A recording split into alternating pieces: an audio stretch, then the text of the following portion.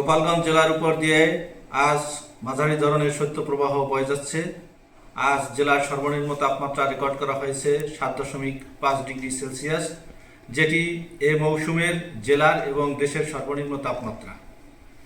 এই আবহাওয়া আরও দুদিন অব্যাহত থাকতে পারে, তবে তাপমাত্রা আগামী 2 দিনে সামান্য বাড়ার সম্ভাবনা রয়েছে। আজ সকাল 6টায় বাতাসের আর্দ্রতা ছিল 97% এবং ঘন কুয়াশার কারণে দৃষ্টিসীমা ছিল 200 মিটারের মধ্যে। শীতের ভিতরে ভাই রিক্সা চালাইতে পারতেছি না, হাত পাও কালাই যাচ্ছে, এখন এই পেটের দায় বার হইতে হয়, বুঝছেন? এই যে ঠান্ডা পড়ছে, ঠান্ডায় গাড়ি চালানো যায় না, হাত পা পুরো অবাস হয়ে যাচ্ছে।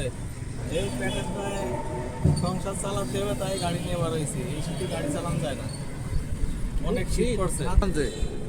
2-3 দিন তো সূর্যই ওঠে না গোপালগঞ্জে। গোপালগঞ্জে এত শীত, প্রচুর শীত পড়ছে।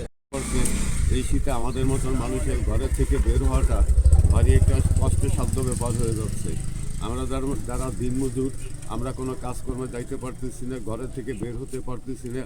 কীভাবে এত শীতে তো ভাবতেছি এই শীতে কি আমরা এবছরটা টিকবো কি না জানি না। প্রচণ্ড ঠান্ডা, হাত পা পুরো অবাস হয়ে যাচ্ছে, হাত পা নাড়াইতেই পারতেছি না।